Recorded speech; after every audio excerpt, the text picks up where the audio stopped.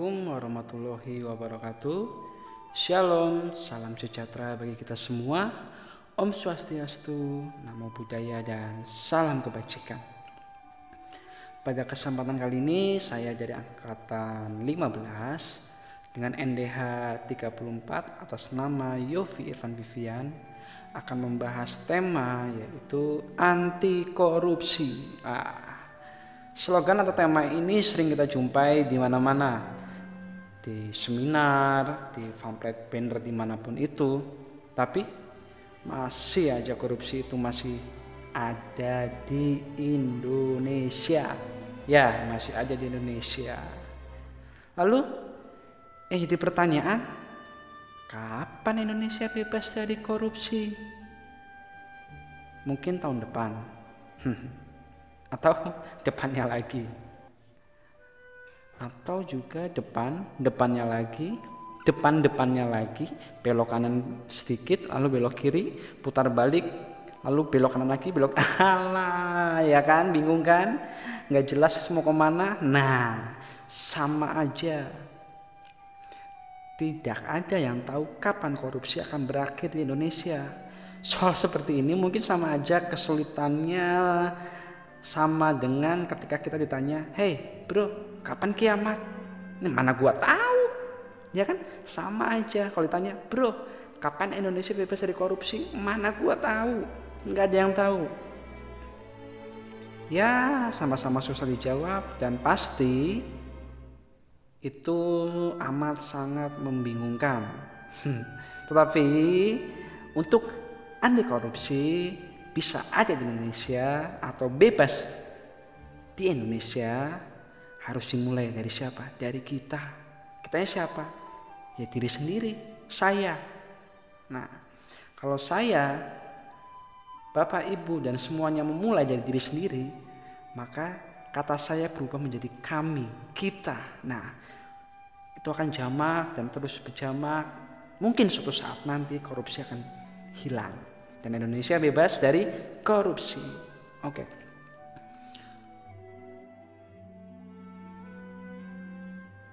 Nah, beda kan ya? Perbedaan ekspresi dan wajah koruptor di luar negeri dan di Indonesia. Di luar negeri itu orangnya sedih, mungkin malu. Kalau di Indonesia mah santuy guys. Oke. Nah, rumus korupsi ada C sama dengan D plus M kurangin A. Nah, apa ini? Nah, C-nya itu corruption, D-nya discretionary, lalu M-nya monopoly, A-nya akuntabilitas atau accountability. Oke, kita mulai.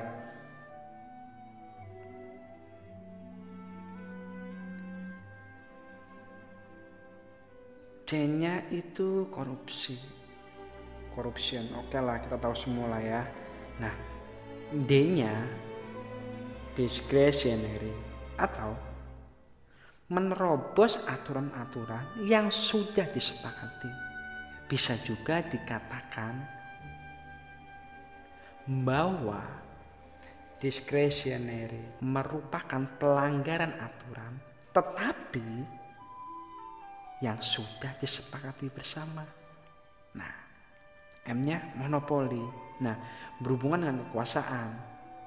A-nya accountability, seperti yang ada di video saya yang sebelumnya, ya video 4 tentang accountability atau akuntabilitas, lebih mengarah pada pertanggungjawaban dalam bentuk bukti laporan kerja secara fisik yang harus diserahkan ke pemimpin. Nah, korupsi terjadi karena adanya pelanggaran yang sudah disepakati bersama dan dianggap menjadi hal yang wajar, ditambah kekuasaan yang membebaskan atau memberikan kesempatan untuk kita melakukannya dengan tidak memperlibatkan atau mengikut sertakan akuntabilitas diri kita sebagai manusia.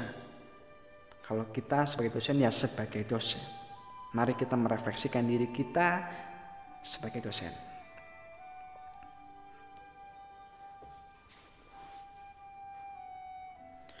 Korupsi itu tidak serta-merta tentang uang. Namun ada tindakan korupsi yang sudah diatur. Salah satunya adalah waktu. Ya, waktu. Misalnya saya ambil contoh saya aja. Oke. Misalnya saya adalah dosen yang sering telat ngajar. Itu sudah bisa disebut korupsi. Dan saya adalah koruptor waktu. Loh, kok bisa? Bisa dong. Kita mengambil sesuatu yang seharusnya milik mahasiswa, yaitu waktu mereka yang seharusnya mendapatkan materi lebih banyak. Ya dong, kalau kita tidak telat, mereka bisa mendapatkan materi yang lebih banyak. Dan waktu kita mengajar mereka juga lebih banyak. Nah, discretionary ada, atau bisa kita lihat teman-teman dosen yang beberapa kali telat dan kita ikut-ikutan. Karena telat dikit, oke lah, nggak masalah.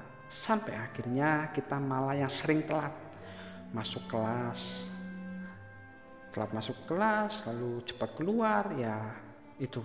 Nah, lalu monopolinya di mana? Nah, terjadi ketika kita menjunjung tinggi diri kita sebagai dosen, atau kita berpikiran, gue ini dosen, kalau gue telat, mahasiswa juga pasti nunggu kok. Kan saya yang ngasih materi, kan gue yang ngasih ilmu.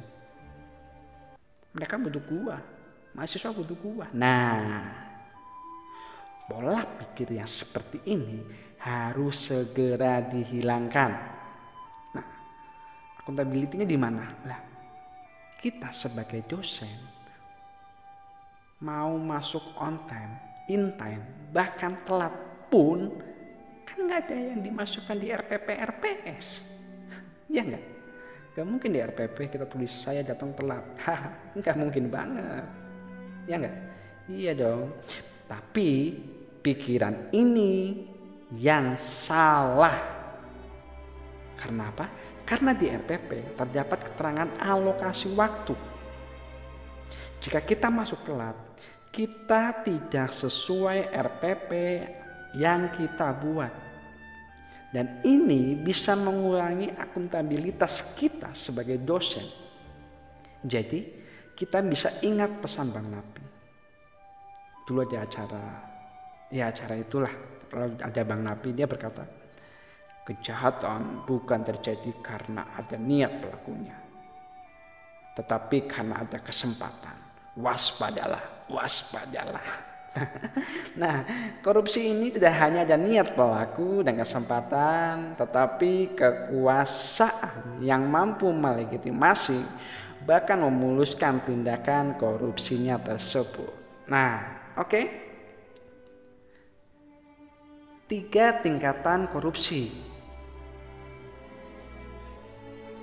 yaitu betrayal of trust atau pengkhianatan terhadap kepercayaan. Kedua, abuse of power, penyalahgunaan kekuasaan. Ketiga, material benefit, penyalahgunaan kekuasaan untuk mendapatkan keuntungan material. Oke. Jika kita korelasikan 3 tingkatan ini dengan koruptor, ya koruptor aja lah ya.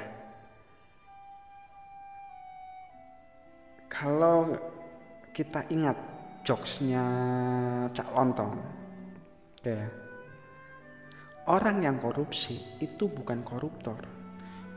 Koruptor itu orang yang ketahuan korupsi.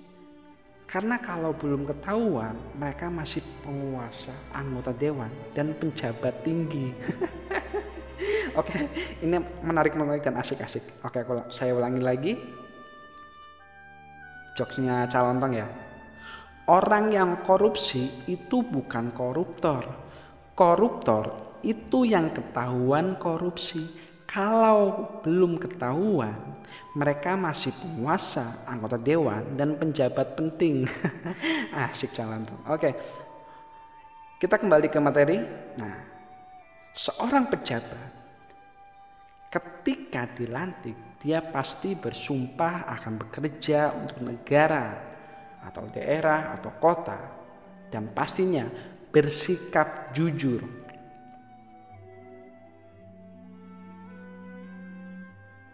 Ketika ada kesempatan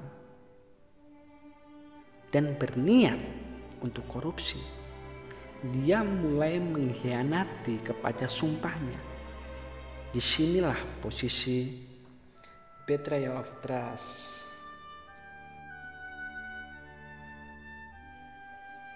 Niat yang muncul ditambah jabatan yang dipegang. Dia memiliki power, kuasa. Lalu dia membuat kebijakan yang melegalkan niat korupsinya, bahkan membentuk kelompok untuk bekerja sama menyusun rencana, bahkan mendelegasikan bawahannya membuat apa yang dia suruh agar rencana korupsinya berjalan mulus. Disinilah abuse of power.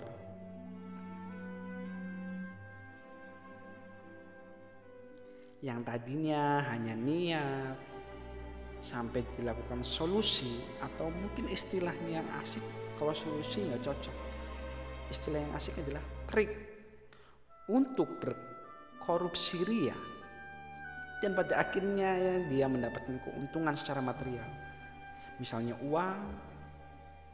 Nah, pada momen inilah yang disebut material benefit.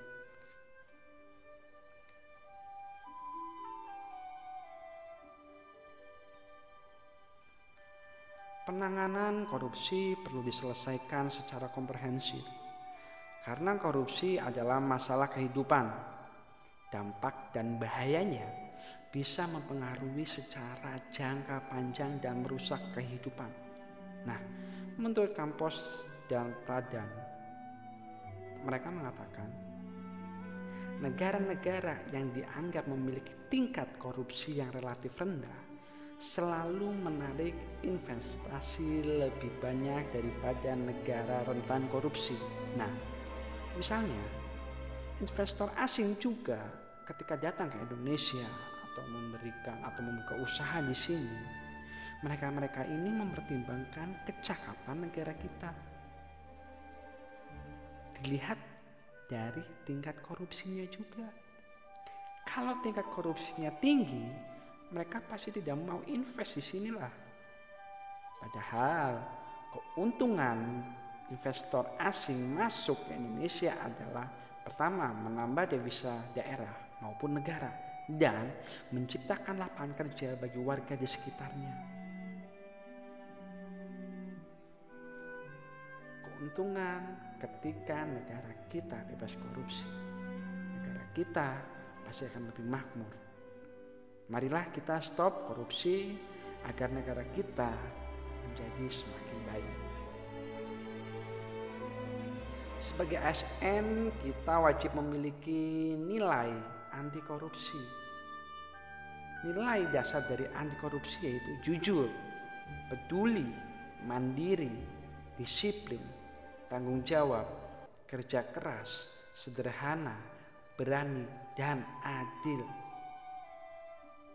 Oke, saya ulangi lagi, 9 nilai anti korupsi. Pertama adalah jujur, 2 peduli, 3 mandiri, 4 disiplin, 5 bertanggung jawab, 6 kerja keras, 7 sederhana, 8 adil, 9 dan berani.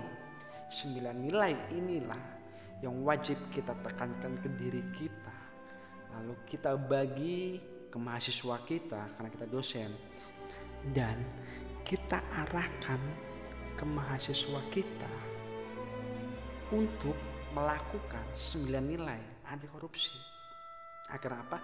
Agar kedepannya mahasiswa kita ketika menjadi pejabat daerah, kota, bahkan pejabat di Senayan sana, mereka ingat dan sudah terhabit 9 nilai anti korupsi di diri mereka, Indonesia pasti akan lebih baik. Meskipun Indonesia akan susah terlepas dari korupsi, ya oke lah, pasti susah. Setidaknya kita memulai dari diri kita terlebih dahulu. Ketika apa yang kita lakukan baik, pasti banyak orang yang meniru. Lalu ketika kita berbuat jelek juga sebagai dosen, banyak mahasiswa yang meniru. Alangkah baiknya sebagai dosen kita berbuat baik agar mahasiswa kita meniru apa yang baik dari kita. Sebagai dosen, wajibnya kita terbebas dari korupsi, terutama korupsi waktu. Karena itu yang paling sering kita lakukan. Menjadi bangsa yang bebas korupsi bisa dimulai dari kita. Meskipun itu susah, tapi percayalah, suatu saat kaum feodal akan pensiun. Kita akan memegang tongkat estafet. Apalagi dosen-dosen muda yang mendapatkan jabatan. Kebijaksanaan dari kalian, dari kita semua yang masih muda ini menjadi tolak ukur, menjadi sebuah titik di mana kita bisa mengaplikasikan nilai anti korupsi secara leluasa. Nah, dan mahasiswa-mahasiswa yang kita ajar suatu saat mereka akan memegang tongkat estafet. Jadi alangkah baiknya dari sekarang kita menekankan ke mahasiswa kita mengenai 9 nilai anti korupsi. Kalau bukan dari kita, siapa lagi yang akan memulai dan menerapkan 9 nilai anti korupsi untuk Indonesia yang lebih baik? Terima kasih. Sekian presentasi dari saya. Assalamualaikum warahmatullahi wabarakatuh. Shalom, salam sejahtera bagi kita semua. Om Swastiastu, Namo Buddhaya, dan salam kebajikan.